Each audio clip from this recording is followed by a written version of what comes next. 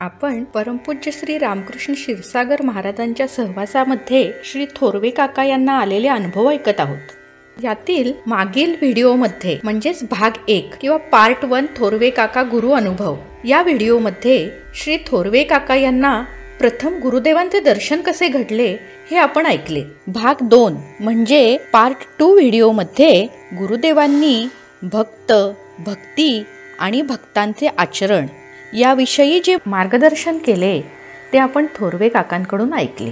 आता भाग 3 म्हणजे पार्ट 3 थोरवे काका गुरु अनुभव यामध्ये थोरवे काका यांचे गुरु परमपूज्य श्री रामकृष्ण क्षीरसागर स्वामी यांचा काकांनी अनुभवलेला आध्यात्मिक अधिकार तसेच महाराजांनी भक्तांना केलेले मार्गदर्शन ते थोरवे काकांकडून ऐकणार आहोत। माझा एक अगदी जुन्या काळातला अनुभव सांगतो। दत्तगणेवरच्या वरती जवळ बैठक बसायची, जसं अनेकांच्या मनात उद्भव असतं गायत्री मंत्राविषयी, तसं काय माझ्याही म्हणत होतं। एक तर ब्राह्मणेतर समाजात जन्म, आम्ही का नाही म्हणायचं, पण विचारायचे आणि द्वेष नव्हता पण का नाही म्हणायचं, कुतूहल होतं। पण महाराजांना विचारायची डेअरी होत नव्हती। दत्तगणेवासमध्ये बैठक बसली होती वरच्या मध्ये, त्या काळ वेदांत नव्हतं आणि मी नित्याने दर्शनाला येतो हे तेव्हा सिक्युरिटीला माहिती होतं। मी इकडे देवाचं दर्शन केलं, इकडे पाहिलं महाराज दिसतात, पण पुढे हिंमत झाली नाही, त्याच्या लक्षात आलं की हा महाराजांना सुटतो महाराज वर जाऊ। तरी मी विचारतो वर गेलं चालेल, पण मला माहिती होतं इथे नियम, कोणाला कुठे परवानगी कोणाला नाही, जा म्हणजे चालेल ना। मला दत्तात्रय निवासच्या वरच्या मंदिर एक वेळ आणि पहिली केलं, पण ते माझ्या म्हणते गायत्री माणसाचं त्या काळात चालू गेलो मी गेलो बसायला लागलो, एक पुढे साठा घाला पुढे जायला जागा नव्हती, म्हटलं पुढे इथूनच घालायचं, महाराज दिसले की साठा घालायचं, ठीक आहे। ते तो नियम माहिती की आपल्याला जिथून गुरुदेव दिसतील तिथून साठा घालायचं। साठा घालताना बसतो, आश्चर्य वाटेल तुम्हाला की माझ्या मनात गायत्री मंत्राविषयी जे काही प्रश्न होते, माझ्या शेजारचा मला शुक्र उभा राहिला, गुरुदेव विचारायचं विचार होतं मला गायत्री मंत्राविषयी काही शंका आहेत का विचारा। मग त्याने विचारलं गायत्री मंत्र कुणी म्हणावा, कुणी म्हणू नये, का म्हणावा, का म्हणू नये, बस आणि त्या दिवशी गायत्री मंत्राचं मला पूर्ण सगळं उलगडून सांगितलं। मग त्यांनी काय सांगितलं की गायत्री मंत्र हा गुरूंनी शिष्याला द्यायचा मंत्र नाही। माझा पहिला संदर्भ सांग, गायत्री मंत्र हा गुंज संस्कारात वडिलांनी मुलाला द्यायचा मंत्र आहे। तो पण षटकर्ती होता कामा नाही, आजकाल कॅसेट लागतात आपल्याला निश्चय करत नाही, वडिलांच्या डोक्यावरून वडिला डोक्यावर पांघरून घालून तो मंत्र वडिलांनी मुलाच्या कानात सांगावं आणि ते होण्यापूर्वी ते सांगण्यापूर्वी वडिलांचा कमीत कमी 13,000 गायत्री होतात, इतकं त्याला नियम आहेत म्हणाले। आणि इतरांच्या बाबतीत म्हणाले पूर्वी त्रैवर्णिकापर्यंत संध्या गुंजे होत होत्या, आता त्याला पण त्या परंपरा बंद केल्या, त्यात काही आमचा दोष नाही म्हणाले, पण त्याशिवाय तो म्हणता येत ते म्हणून इतरांनी म्हणायचं नाही। आणि इतरांच्या मध्ये अपेयमान अभक्ष भक्षण असतं। गायत्री मंत्र हा वेदांचा श्रेष्ठ मंत्र आहे, त्यामुळे त्याचा अपराध आपल्याकडून होऊ नये, त्याचे दोष आपल्याला लागू नये म्हणून ते म्हणायचं। अगदी उलगडून सांगितलं महाराजांनी, अगदी जसे आई मुलांना समजून सांगते। पण मी एकटा बसलेलो अनेक बसलेलो, पण माझ्या मनात जे काही संभ्रम होते, माझ्या मनात ज्या काही शंका होत्या, त्या गुरुदेवांनी अगदी सहज झाल्या आणि अगदी प्रेमाने समजून सांगितलं की आम्ही ठामपणे सांगू शकतो की हे असं आहे। आणि जे जे लोक त्यांना अधिकार होतात ते महाराजांना गेल्यानंतर म्हणायचे, महाराज त्यांना सांगायचे सध्या करत जा करत जा।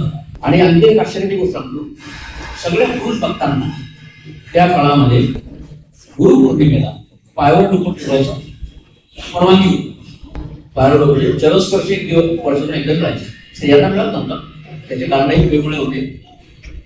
एका स्त्रीने स्त्रियांना सांगतो मी, एका स्त्रीने महाराजांना विचारलं की महाराज आम्ही काही दोष आहे का आमच्यात, आम्ही काही पाप केलंय का, आम्हाला तुमचा चरस्पर्श का नाही, आम्हाला काय मिळू नये यांना मिळतो, कारण चरस्पर्शाचं बंधू सगळ्यांना माहिती आहे। महाराजांनी इतकं सुंदर उत्तर दिलं, हे बा म्हणाले सगळ्या स्त्रिया आम्हाला माते समान आहे आणि आईने मुलाचे पाल ठेवायचं असतं, त्याच्यामुळे आम्ही कधी स्त्रियांना पाळतो, मग त्या स्त्रियांना सन्मान। आणि पालुका आहेत म्हणाले त्या गुरुंच्या पालुका आहेत, तर पुरुषांना मिळायचं त्या काळामध्ये जे लोक जलस्पर्शासाठी यायचे, महाराजांचा एवढा मोठा अधिकार होता की ते दृष्टी ओळखायचे कोण पाहिलं काय लोक ठेवायला ओळखायचे. ब्राह्मणात त्या काळात असं होतं की अंगातलं काढून दर्शन घ्यावं लागायचं. ब्राह्मणात दाखवत होते तो चालतो, ब्राह्मण असं दाखवत आले दाखवत पाळलं. म्हणजे काही वर्षांनी लोकांना माहिती होतं आपल्या घरात जर जाणून आपल्याला पाय डोकं पडले माझ्या दिवशी घालायची. गुरुदेवांची इतकी सूक्ष्म निरीक्षण शक्ती होती आणि सूक्ष्म जाती होती. अरे काल दाखवत दाखवलं ना हो चालतो असं माझ्यासमोर खोटं वागायचं. मला देवाने अधिकार दिले, मला तो धर्म दिलाय, तुम्ही अशा वागल्यावर या बाबतीत आपण काय करायचं. म्हणजे सांगायला येतो की प्रत्येकाने आपापला स्वधर्म पाळा. आम्हाला सांगितलं चुकूनही ब्राह्मणाचा द्वेष करू नका. तुम्हाला कळत नसेल तर त्यांचे वरदान आणि शाप द्यायचे अधिकार आजही आबाधित आहे. नकळ त्याच्या चुका काय असते ते परमेश्वर पाहायला शकत नाही. ते पाहायचं काम तुमचं नाही, तुमच्याकडे ते नेमणूक केले नाही. एका गांधापुरात घडलेली एक गोष्ट त्या काळात या घटनेकडे लावून सोडत नाही, पण या घटनार्थी लावून एक बाई दर्शनाला आली. आता कुठले पुजारी लोक कुठल्या क्षेत्रातले पुजारी लोक त्यांच्याविषयी पूर्ण योग्य. तिच्या मनात काहीतरी संभ्रम निर्माण झाले आणि तिला स्वप्न पडलं की कोणीतरी अशा मित्र घेऊन तिला हे करतात गटावर नाही. आणि महाराज नेमके त्या काळात गांधापुरात वास्तव्य होते. ती घाबरली मार्गाला आली तिच्या असं स्वप्न पडतं.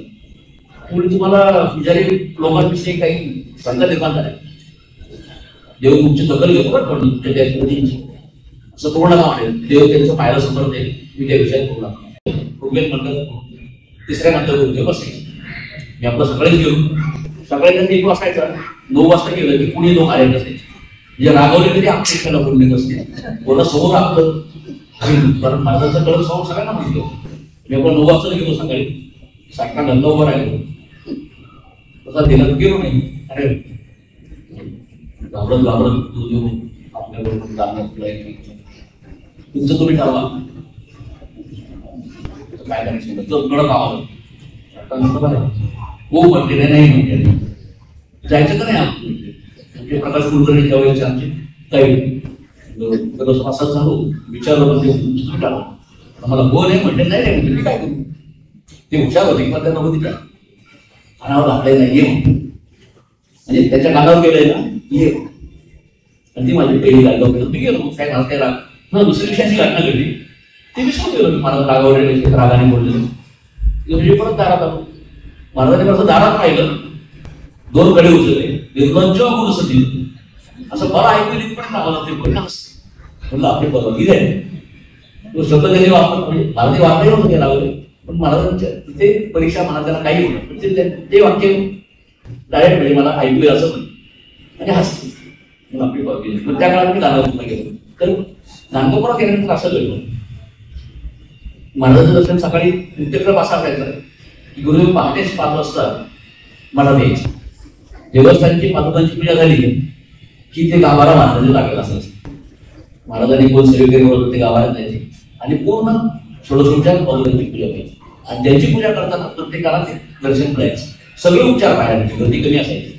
ते प्रत्येक पादुका आणि महाराजांनी पादुकांना केशर लेपन करताना जो काही अनुभव होता तो अगदी म्हणजे असा असायचा की आपण काय म्हणजे स्वर्गीय आनंद अनुभव होतो. पूर्ण आनंद सगळे जेवढे होते महाराज सगळे अशा आनंदाने बेमान झाले. ती पूजा झाली की महाराजांचं गाभाऱ्याचं रूप असायचं ते प्रत्यक्ष स्त्रीमूळ असेल पूर्ण चेहरा असा त्या चेहऱ्याने भरलेला आणि महाराज त्या असे एकरूप झाले. ते दर्शन करायचे ते जिथे उतरायचे ते गेले की सगळं फक्त त्याच्या बरोबर जायचं पाठीपासून. जो पूजेला आपण नैवेद्याचा प्रसाद आहे मला प्रत्येकाला भरपूर द्यायचे म्हणजे ओंजळीने तर ओंजळीत मावणार नाही. लोकांचे 2 हात त्याचा 1 हात तरी ते पाडायचं इतका प्रसाद द्यायचं. मग ते झाल्यानंतर गणिताने आपापलं आम्ही तो नित्यक्रम करून मी परत मठात गेलो आणि प्रदक्षिणा घालण्यास सुरुवात केली. तर त्या पोट्यावर एक व्यक्ती बसली होती. वेश पुजाऱ्यांसारखा होता ब्राह्मणाचं तर नक्कीच होतं. आणि तसे माझ्या नजर गेली माझ्या मनात एक विचार आला नाही व्यक्ती देवाच्या बोलताना बसून मला विचार आला मी काय बोलून ती व्यक्ती माझ्यापासून त्या भिंतीपर्यंत लागली. ते लगेच दुसऱ्याचे दोष पाहू नये अशा अर्थाची गुजरातली ओळी उच्चार होता. आणि ते मला ऐकू असं म्हणत होतं गच्चो गुरु सत्य म्हणते तसं मी ओळी माझ्या कानापर्यंत गेला असते आणि तिथंच होते. अरे आपल्या मनात काय चाललंय त्याच्या लक्षात आलं. तुम्ही दुसऱ्याची दोष पाहू नका. हा माझा पहिला कामाला गांगा प्रकार आहे.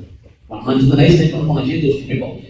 कारण जी दोन दृष्टी जर आपल्याला लागली तर ते दोष आपल्याला तुमची करतात. ती व्यक्ती मोकळी व्हायला लागते. पाहण्यात एवढं आहे मोठ्याचं बोटण केल्यानंतर काय होईल बघा. आणि अशा रीतीने आपले दोष लागतात. म्हणून त्या पाहिजे महाराजांनी सांगितलं विषय बोलू दुसऱ्याचे दोष पाहू. ब्राह्मणाची जागेवर करायचंय का देवतेची दर्शन. म्हणून आपण आपली दृष्टी नसावी. मग ही पात्रता वाढवण्यासाठी काय काय केलं पाहिजे हे केलं पाहिजे. मग गुरुदेवाने काय सांगितलं की तुम्हाला अधिकार दे, तुम्ही या गोष्टी करा. आणि आम्हाला काय सांगितलं की जो ब्राह्मण आम्हाला मित्र स्त्रीकाल संध्या करत असेल, ब्राह्मण आचार पडत असेल, तुम्ही एक नमस्कार केला तुम्हाला ते सगळं मिळेल. आणि ते आम्ही आजही आणतो. हे कसं मला ते उदाहरण सांगितलं की शेतकरी धान्य करतो, एकटा खातो कसं करतो, समाजाला देतो, समाजाला त्याचा मोबदला आहे. तसं ब्राह्मण जे कर्म करतात त्या कर्माचं फळ आपोआप सगळ्यांना मिळत असतं. जे त्याचा मोबदला त्यांना देतील, दक्षिणा देतील, त्यांचा मान करतील, सन्मान करतील, त्यांना त्यांचा आवेदन देतील, त्यांना विशेष केलं. ब्राह्मणाचे सुद्धा विप्रक्रिया धार्मिक असं शकतो. भगवंताने सुद्धा ब्राह्मणाचा सतत आदर केलेला आहे.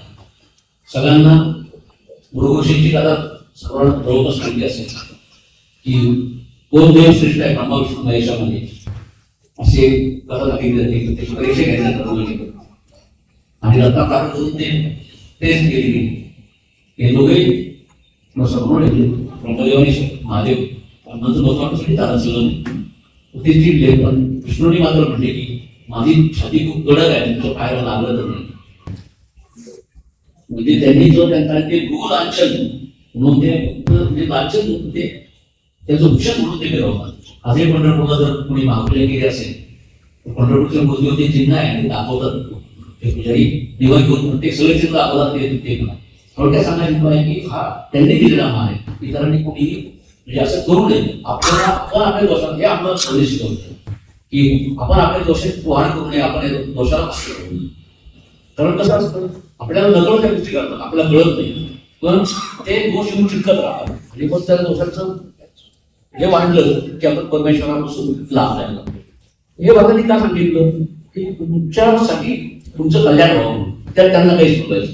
आजही आपण वेद सेवा करतो, गोसेवा करतो, कारण हे त्याच्यात हे त्यासाठी ही आपली परंपरा आहे. ही प्रतिभाही जबाबदारी महाराजांच्या प्रत्येक वक्तावर आहे. तो कोणत्याही वक्ता असतो, त्याला काय आपल्याला हे नाही.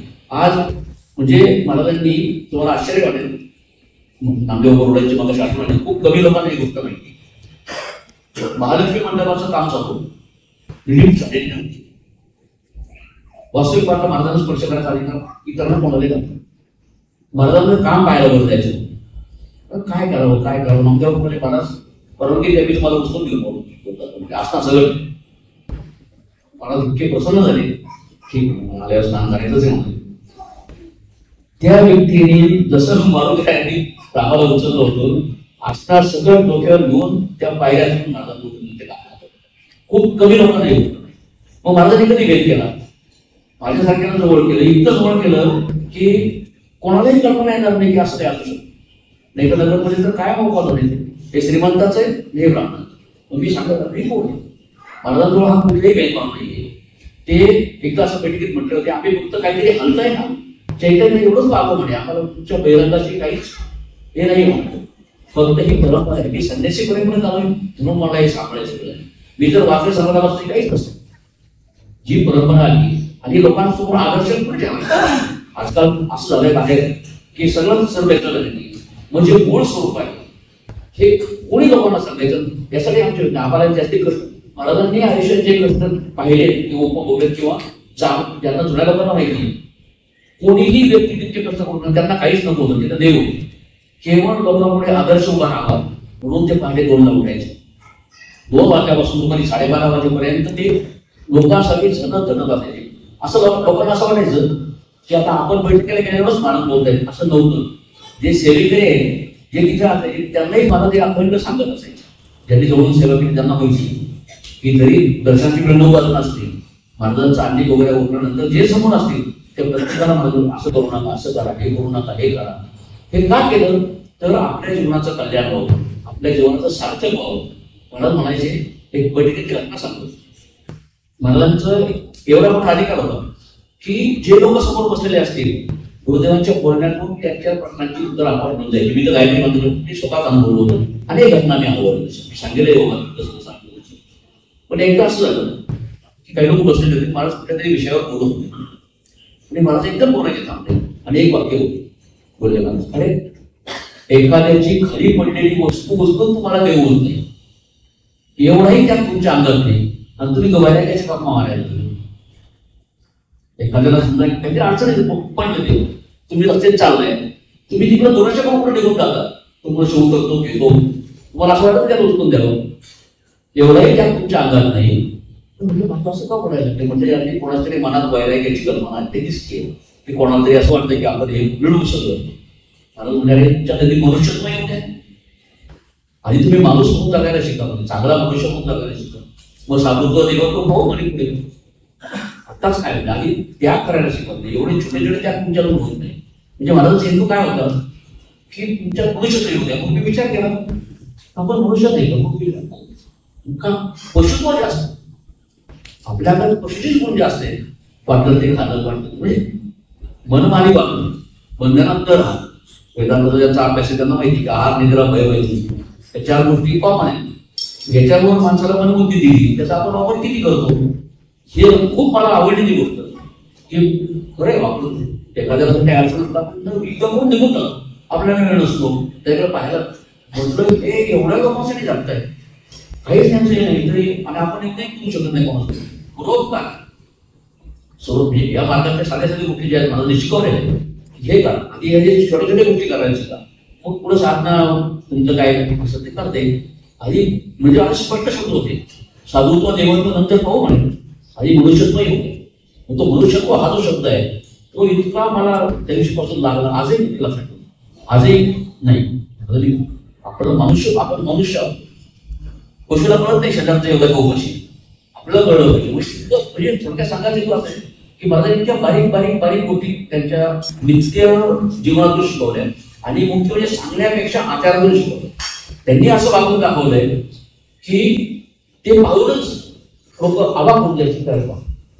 तुम्हाला आश्चर्य वाटेल म्हणजे वेळेची मुक्तशीरपणा. आता नगरमध्ये विषय व्हायचं पाहायला एक व्यक्ती मला म्हणली घड्याळ तुमच्या महाराजांच्यावर लावावं म्हणे. म्हणत असं गाडी इथून चालली काय मी डोळे म्हणतो 4 वाजून 10 मिनिटं झाले, 1 मिनिट इकडे होतं म्हणे वर्षानुवर्ष बघतो 1 मिनिट 1 सेकंद इतकं महाराजांचं आणि महाराजांची म्हणजे थोडक्यात काय की आपल्या जीवनात भक्तशीलपणा पाहिजे. आणि याचे आणखी एक अनुभव सांगतो, एक अनुभव सांगतो कशी साहेबांनी सांगितलं भागवताचं थोडंसं सांगा म्हणायचं. तर भागवताची म्हणजे भागवताची हे आपल्याला परंपरा सुरू झाली. महालक्ष्मी मंडप होता.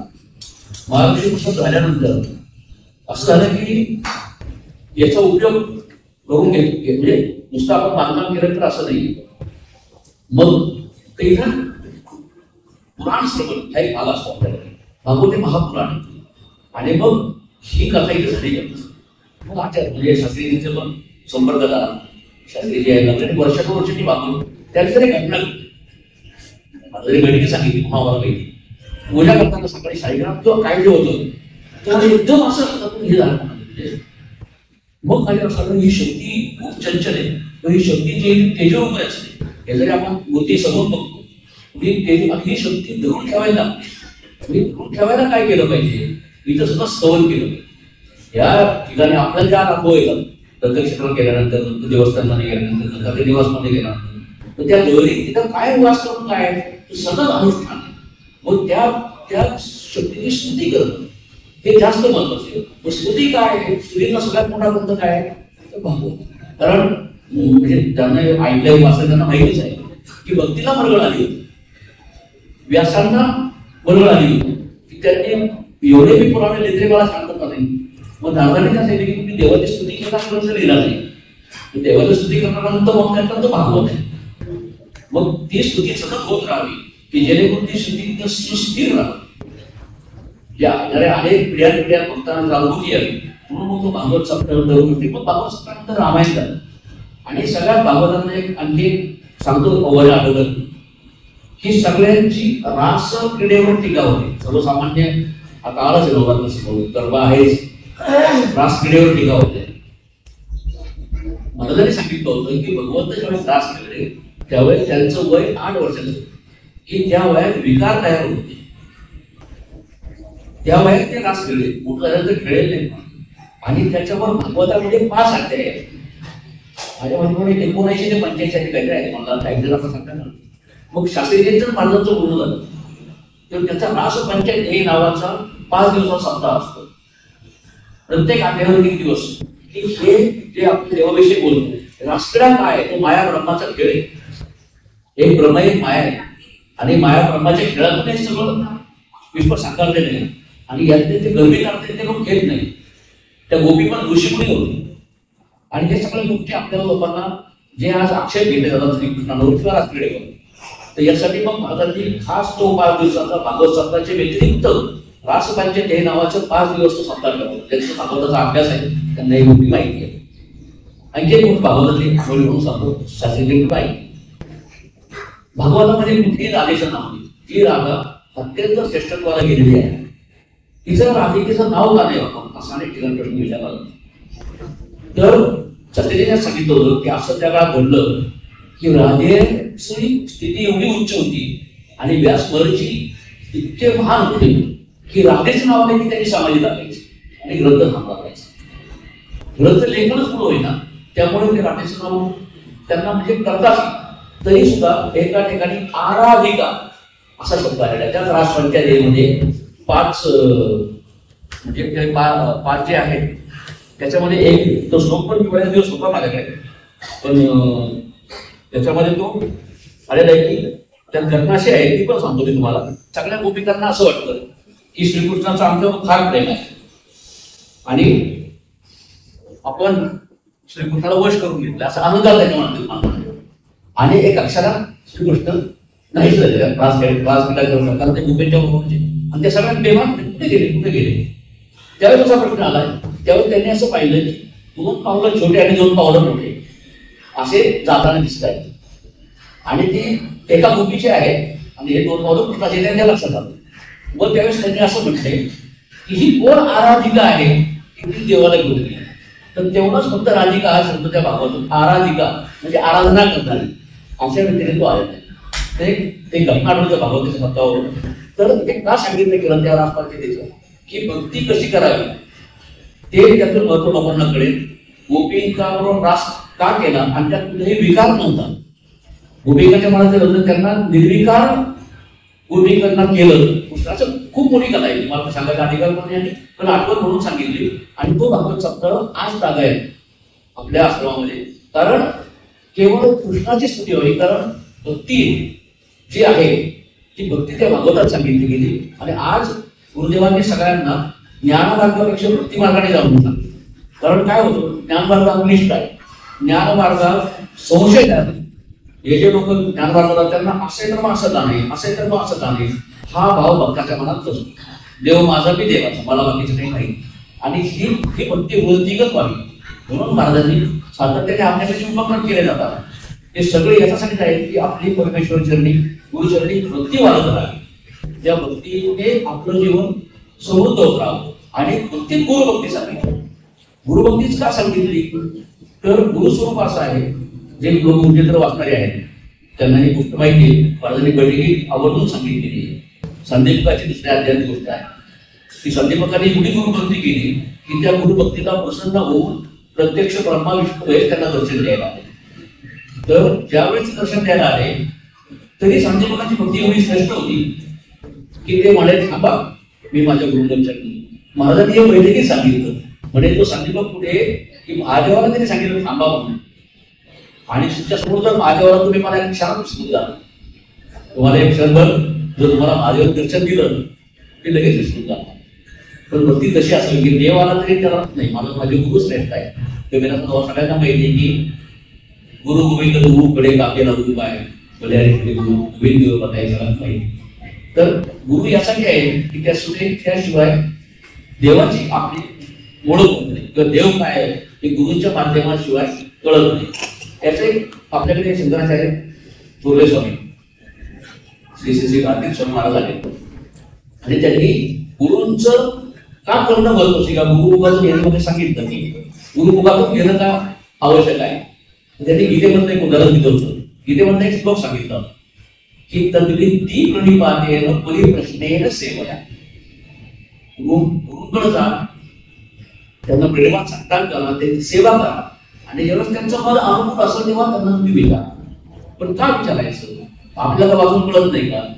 तर कसं होतं म्हणाले आणखी त्यांनी श्लोक सांगितलं की त्यांना की इथे मध्ये एक श्लोक असा आहे की यस्याम जागृती भूतानी सनिशा पश्चित होती, असा एक श्लोक आहे की ज्यावेळेस गीतेतल्या श्लोकाचा अर्थ काय समजलं होतो की ज्यावेळेस सर्व लोक जागे असतात तेव्हा मुली झोपलेला असतो आणि ज्यावेळेस सगळे लोक झोपतात त्यावेळेस मुली जागा. तर शब्दाचा अर्थ काय की लोक झोपल्यावर मुली उठतात, मुली झोपल्यावर लोक त्याने कुठे झोपतात. तसं नाही. ज्ञान आणि अज्ञान हे जागृती आणि निद्रा या दुसरे ते शब्द वापरतात. हे कोण सांगू शकलं हे गुरु सांगू. म्हणून गुरुंची आवश्यकता आहे. कारण पुस्तकातून आपल्याला शब्दार्थ कळेल, गुढार्थ त्यातला गुह्यार्थ हा कळणार आहे की नेमकं गुरुंना त्या ग्रंथातल्या त्या वाक्यातून त्यांना काय सांगायचं आहे ते गुरु कळून देऊ शकतात. म्हणजे काय होतं की गुरु ईश्वराची ओळख करून देऊ शकतात आणि आपल्याला सगळ्यांना गुरुभक्ती करायला मिळते किंवा आपल्या सगळ्यांना त्या गुरुचरणाशी यायला मिळते. हा फार मोठं. सर्व भक्त मंडळींना नमस्कार. ज्यांना अनेक वर्षे गुरुसहवास लाभला अशा श्री थोरवे काकांनी केलेले परमपूज्य श्री रामकृष्ण क्षीरसागर महाराज यांचे गुणगौरव विविध भागांमध्ये विभागून आपल्यापुढे सादर करीत आहोत. आत्ताच आपण थोरवे काकांच्या गुरु अनुभवाचा भाग 3 म्हणजेच पार्ट 3 व्हिडिओ बघितला. यापुढे येणारा भाग 4 म्हणजेच पार्ट 4 थोरवे काका गुरु अनुभव व्हिडिओ सुद्धा तुम्ही आवर्जून बघा.